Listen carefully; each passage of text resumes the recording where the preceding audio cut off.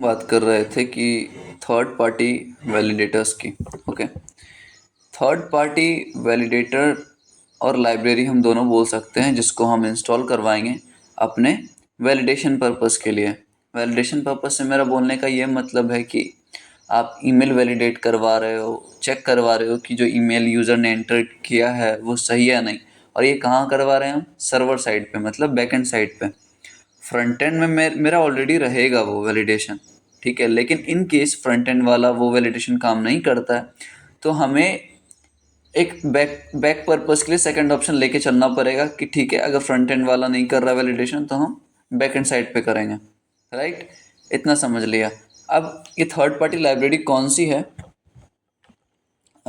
Talks पे आ जाओ, एक बार मैं दिखा देता हूँ।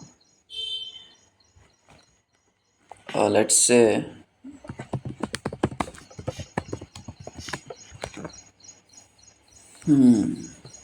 देखो, हम ये लाइब्रेरी यूज़ करेंगे। इसका नाम क्या है, ध्यान से देखना, एक्सप्रेस वैलिडेटर।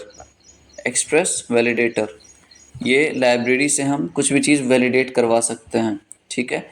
आप npm.js पे आना, npmjs.com पे, क्योंकि ये यहाँ से हम कोई भी लाइब्रेरी या पैकेज इंस्टॉल कर सकते हैं, ठीक है। और जो करते हैं VS कोड में वो यहीं से डाउनलोड होता है, ठीक है। अब यहाँ पे आपको दिख जाएगा कि कैसे इसको इंस्टॉल करना है। ऑब्वियसली हमें पता था ऑलरेडी, अगर एक्सप्रेस वैलिडेटर है तो npm इंस्टॉल करके ही, npm के थ्रू ही करना पड़ेगा इंस्टॉल। यहाँ पे भी दे रखा है npm इंस्टॉल एक्सप्रेस वैलिडेटर। अब हम चाहे तो इसका वर्किंग देख सकते हैं। Working in the case of installation तो देख लिया, डॉक्यूमेंटेशन देखना पड़ेगा। ओके ओके, तो ये गिटहब पे मिल जाएगा अपने को। लेट्स से, तो सबसे पहले चलो इंस्टॉल करते हैं, फिर देखते हैं ये काम कैसे करता है। हम कौन सा यूज़ कर रहे हैं, क्या नाम था उसका? Express validator. एक्सप्रेस वैलिडेटर, ठीक है। अब हम अपने सर्वर को थोड़ा सा रेस्ट देंगे, Ctrl+C से। ओके, सर्वर मेरा स्टॉप हो गया है। अब हम क्या इंस्टॉल करेंगे, npm install express validator, enter. So ये चीज़ करने से फ़ायदा ये होगा ना कि थर्ड पार्टी लाइब्रेरी को हम क्यों इंस्टॉल करते हैं, मेरा काम जल्दी हो जाएगा। हम वैलिडेशन लॉजिक बिल्ड करके भी कर सकते हैं, लेकिन वो 10 लाइन या 20 लाइन का हो सकता है। लेकिन वही मेरा पैकेज से, मेरा लाइब्रेरी से 2 लाइन में हो जाएगा, 3 लाइन में हो जाएगा। अंडरस्टैंड? तो ये चीज़ है, ये हमने इंस्टॉल कर लिया। अब आ जाओ इसके डॉक्यूमेंटेशन पे। देखो, ये डॉक्यूमेंटेशन भी इसका गिटहब वाला दे दिया है। यहाँ आप github.io देख सकते हो, डायरेक्ट नहीं उन्होंने रखा है इस चीज़ को। कोई ना, इंस्टॉल कर लिया हमने, नेक्स्ट पे आते हैं। देखो, अच्छा कौन सा ये एक्सप्रेस वैलिडेटर, ओके ओके। हमने यहाँ तक देख लिया, रिक्वेस्ट डॉट क्वेरी कर रहे थे, याद है? रिक्वेस्ट डॉट क्वेरी करा हमने। Okay, adding a validator, validator को कैसे पहले रिक्वायर करवाना पड़ेगा। ओके, लेकिन हम ऐसे नहीं करेंगे, ये थोड़ा लेंदी प्रोसेस हो जाएगा आप लोगों के लिए। मैं क्वेरी को यूज़ नहीं करूँगा, मैं ट्राई करता हूँ दूसरे चीज़ को यूज़ करने का। ओके ओके, डॉक्यूमेंटेशन देखो आप रेफ़र कर सकते हो लोग, लेकिन अगर डीप में पढ़ना है तभी करना। अगर थोड़ा सा ठीक है कि बैकएंड हम ऊपर ऊपर से कर लेंगे और 50 to 60% अगर आपको कवर करनी है तो ट्राई करना डॉक्यूमेंटेशन ना ही पढ़ो। वैसे ये अच्छी आदत है, अगर आप डॉक्स के हिसाब से चलते हो तो डेफिनेटली आपको अच्छी नॉलेज मिलेगी वहाँ से। तो एक्सप्रेस वैलिडेटर हम यूज़ कर लिए। अब चलो इसको इंपोर्ट करते हैं। हम इसको यूज़ कहाँ करेंगे? हम इसको यूज़ करेंगे लॉगिन वाले पे, राइट। ये मेरा जो लॉगिन वाला राउट है इस पे हम यूज़ करेंगे, लेकिन इसका लॉजिक कहाँ लिखा हुआ है? इसका लॉजिक सेकेंड वेरिएबल में है। इसको हम बोलते हैं कंट्रोलर लॉजिक बोल सकते हो आप। और कंट्रोलर लॉजिक कहाँ लिखा जाता है? User controller. यहाँ पे आ गए, ये हमारा लॉजिक है सेकेंड। तो हम अपने एक्सप्रेस वैलिडेटर को यहाँ इंपोर्ट करवाएंगे डेफिनेटली, ठीक है। इंपोर्ट नहीं बोल सकते, रिक्वायर बोलना। तो पहले एक्सप्रेस आ गया, कौन सा एक्सप्रेस? को रिक्वायर एक्सप्रेस। अब क्या करेंगे हम? मोंगोज की रिक्वायरमेंट नहीं है, ऐसे शो कर रहा है बस। अब हम क्या करेंगे कि इंपोर्ट करेंगे पहले दो चीज़, ठीक है। ध्यान से देखना है यहाँ पे कॉन्स्ट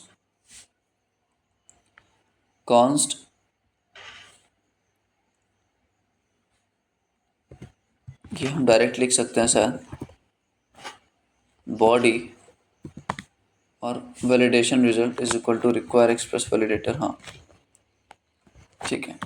अब देखो मैंने क्या करवाया, एक्सप्रेस वैलिडेटर लाइब्रेरी से ये दो चीज़ें ली हैं।